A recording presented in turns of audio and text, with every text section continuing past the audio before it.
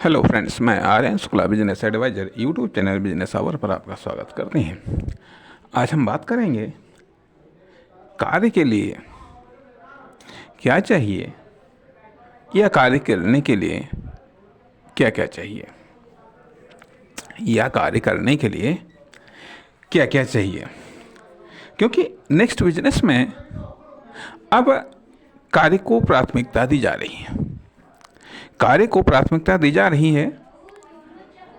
इसलिए कार्य के बारे में हम और अधिक जानने की श्रृंखला में हम बात करेंगे कार्य के लिए क्या चाहिए। सबका अलग अलग दृष्टिकोण हो सकता है, सबकी अलग अलग राय हो सकती है, क्योंकि किसी भी कार्य को करने के लिए किसी एक तत्व की आवश्यकता नहीं होती है, बल्कि एक से अधिक तत्वों की आवश्यकता होती है। जैसे कि किसी कार्य को करने के लिए दो बॉडी, एक तो वो बॉडी जो करता है और जो कार्य को करने वाला है, दूसरी वो बॉडी जहाँ पर कार्य करना है। अर्थात बॉडी चाहिए, बॉडी पार्ट्स चाहिए, फंक्शन चाहिए, पावर चाहिए, कंडीशन चाहिए, सिचुएशन चाहिए आदि। जैसे किसी ने ये बात कही, कहा पहाड़ पर चढ़ने के लिए क्या चाहिए। किसी ने कहा हिम्मत चाहिए, किसी ने कहा ताकत चाहिए, किसी ने कहा पावर चाहिए। बात सही है, ये सब चीज़ें चाहिए, लेकिन साथ ही साथ पहाड़ भी तो चाहिए। पहाड़ भी तो चाहिए। तो कहने का अर्थ यह कि कार्य करने के लिए हमारे में रुचि होना चाहिए, इंटरेस्ट होना चाहिए, पर्पस होना चाहिए, उद्देश्य होना चाहिए, लक्ष्य होना चाहिए, और कार्य की उपयोगिता होनी चाहिए। साथ ही साथ कार्य कहाँ पर करना है, किस पर करना है कार्य, वो भी तो होना चाहिए। कार्य का माध्यम तो होना चाहिए, जिसके द्वारा कार्य किया जाना वो भी होना चाहिए, वो भी होना चाहिए। कहने का अर्थ यह कि किसी एक कार्य को संपन्न करने के लिए बहुत सारे तत्वों की आवश्यकता होती है, तभी वह कार्य संपन्न हो पाता है। अन्यथा उन बहुत सारे तत्वों में यदि एक भी तत्व डैमेज है तो अर्थात 99 तत्व होने के बावजूद यदि एक तत्व नहीं है तो कार्य नहीं हो पाता है, नहीं हो पाता है। कहने का अर्थ यह बनता है, आप ऐसे मानिएगा कि यदि पूरा का पूरा तार सही है और यदि बीच में कहीं तार टूटा हुआ है तो करंट नहीं जा पाएगा। करंट नहीं जा पाएगा अर्थात करंट जाने के लिए ज़रूरी है कि पूरा का पूरा तार सही सलामत हो। उसी तरीके से किसी भी कार्य को संपन्न करने वाले जो ये एलिमेंट्स होते हैं, तत्व होते हैं, कंडीशंस होते हैं, शर्तें होती हैं, वो सभी के सभी पूरी होनी चाहिए, तभी वो कार्य संपन्न होगा। अक्सर करके हम गलती ये करते हैं कि कुछ तत्व होने पर हम कार्य को स्टार्ट कर देते हैं और बाद में हम जो बचे हुए तत्व हैं उनकी हम भरपाई नहीं कर पाते हैं। परिणाम कार्य बीच में छूट जाता है, छोड़ दिया जाता है, या कार्य पूरा नहीं हो पाता है, या कार्य पूरा नहीं हो पाता है। कहने का अर्थ यह है कि जब कार्य के लिए यह शर्त रखी गई है कि हर सब्जेक्ट में पास होना जरूरी है, हर सब्जेक्ट में पास होना जरूरी है। यदि आपके पास में 10 सब्जेक्ट हैं तो 10 में पास होना जरूरी है। यदि 9 में पास हो गए, 1 में फेल हो गए तो आप फेल मान लिए जाएंगे। उसी प्रकार से यदि कार्य को करने के लिए जो शर्तें निर्धारित की गई हैं, जो तत्व निर्धारित किए गए हैं, जो विशेषताएं निर्धारित किए गए, अब सवाल ये उठता है कि कार्य करता है या फिर कर्म है या फिर उद्देश्य है। उद्देश्य अर्थात कार्य को करना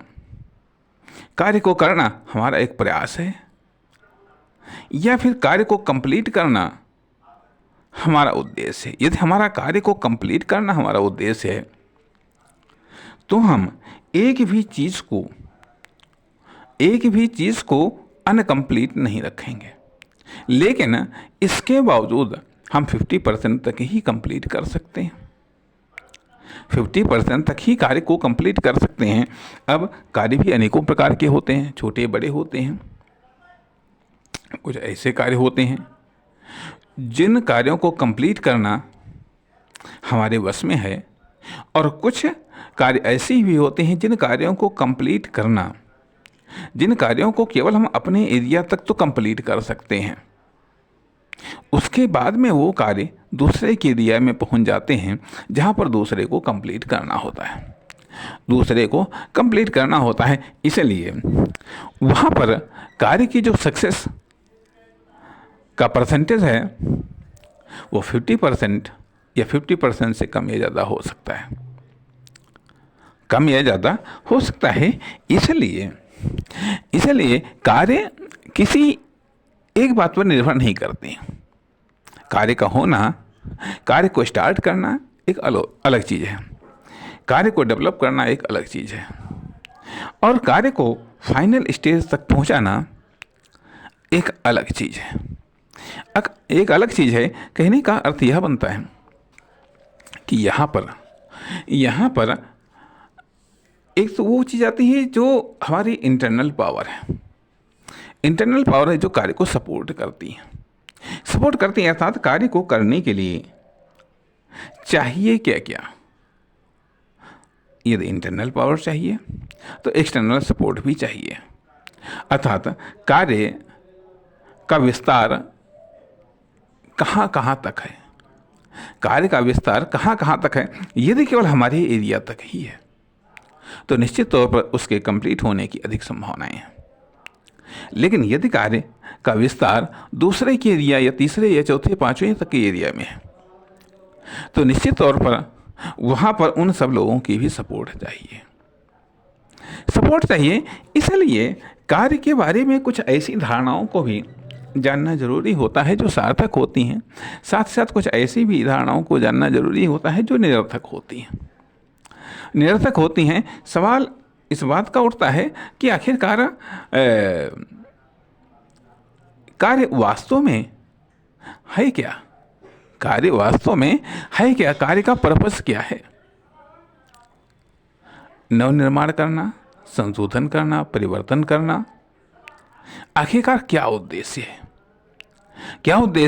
अन्यथा वह कार्य न होकर के सिर्फ केवल फंक्शन हो सकते हैं, वहाँ कार्य न हो करके केवल फंक्शन हो सकते हैं, क्रिया हो सकती हैं, लेकिन कार्य नहीं हो सकते हैं। मान लिया सामान्य तौर पर बोलना, उठना, बैठना, दौड़ना, आना जाना, सोना, ये सब फंक्शंस ऑफ बॉडी हो सकते हैं। या मान लिया खरीदना, बेचना, ये सब चीज़ें फंक्शंस ऑफ कॉमर्शियल यूनिट हो सकते हैं। वैल्यू का घटना या बढ़ना, प्राइस का घटना या बढ़ना, ये इकोनॉमिक फंक्शन हो सकते हैं। ये इकोनॉमिक फंक्शन हो सकते हैं, लेकिन कार्य नहीं हो सकते हैं। इसलिए कार्य को डिफाइन करना अपने आप में एक जटिल प्रॉब्लम्स है, एक जटिल समस्या है। इसलिए ज़रूरी ये बनता है कि कार्य कहीं अनकम्प्लीट होता है, कहीं कंप्लीट होता है, कहीं मान लिया बिल्कुल फालतू का भी कार्य होता है। कहने का अर्थ यहाँ पर भी ये बात सामने निकल करके आती है 80-20 का फार्मूला कि 20% सार्थक वैल्यूएबल कार्य करने के लिए 80% हमें निरर्थक या अनवैल्यूएबल कार्य को करना पड़ता है। ये सारे के सारे हम कीमती, सारे के सारे हम वैल्यूएबल कार्य करने के चक्कर में पड़ेंगे तो निश्चित तौर पर हम नहीं कर पाएंगे। इसलिए ज़रूरी ये होता है कि कार्य के बारे में अब हम थोड़ी सी और व्यापक और विस्तृत सोच को अपनाएं, जैसा कि हमने बिजनेस के संदर्भ में अपनी सोच को विस्तार दिया है, उसी आधार पर कार्य को भी विस्तार देना होगा। नमस्कार, धन्यवाद।